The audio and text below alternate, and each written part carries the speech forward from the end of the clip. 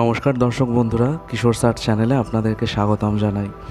এখন চৈত্র নবরাত্রি চলছে, অনেক জায়গায় বাসন্তী পুজো হয় এই টাইমে।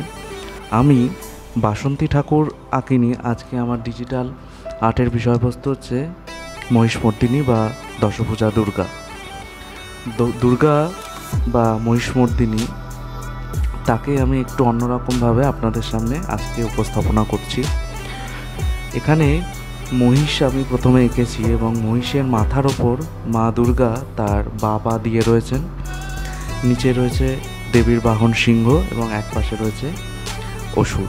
আমি যে দুর্গা মূর্তিটা এখানে দেখানোর চেষ্টা করেছি, এটাকে আমি ঠিক বাঙালি স্টাইলের সেরকম যে মূর্তি আমরা দেখি সেটা এবং থিম্যাটিক যে ভাবনা, সেটা সংমিশ্রণে এই মূর্তিটা আমার বানানো। এবং এখানে আমি অসুরের গায়ের রং রেখেছি একটু নীলাভ বেগুনি বেগুনি টাইপের, এবং দেবীর যে সাজসজ্জা সেটা একটা যোদ্ধার বেশের মতো আমি এখানে রাখার চেষ্টা করেছি। টিপিক্যাল যে বাঙালি স্টাইলে আমরা মা দুর্গা দেখে অভ্যস্ত, এটা আমি সেখানে দেখাইনি। দেবী যোদ্ধার বেশে রয়েছেন, কিন্তু দেবীর মাথার মুকুটটায় আবার মহারাষ্ট্রিয়ান স্টাইলের যে আমরা দেখতে পাই মুকুটগুলো, সেই স্টাইলটা রাখার চেষ্টা করেছি।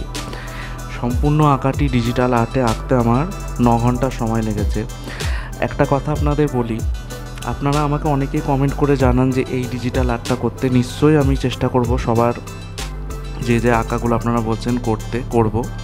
আমাকে একজন বন্ধু বলেছে যে আমি যেহেতু সব আঁকার আগে স্কেচ করে নিয়ে আউটলাইনটা করে তারপর কালার করি, এতে অনেকটা যেহেতু আমার সময় লাগছে, তা আমার একটা বন্ধু আমাকে বলেছে যে ডাইরেক্ট রং দিয়ে পুরো আইডলগুলো বা ফিগারগুলোকে ড্র করতে, অর্থাৎ পুরো রং দিয়েই ফিগারটাকে ড্র করতে। আমি করছিও, দেখছি বেশ সুন্দর হচ্ছে জিনিসটা এবং বেশ ইজি, টাইমটা কনজিউমিংটা আমার খুব কম হচ্ছে। আমি শীঘ্রই সেই ভিডিওটা আপনাদের সামনে পোস্ট করব, আর আপনারা জানাবেন আপনাদের এই আঁকাটি কেমন লাগলো। আসুন ভিডিওটি দেখতে থাকি।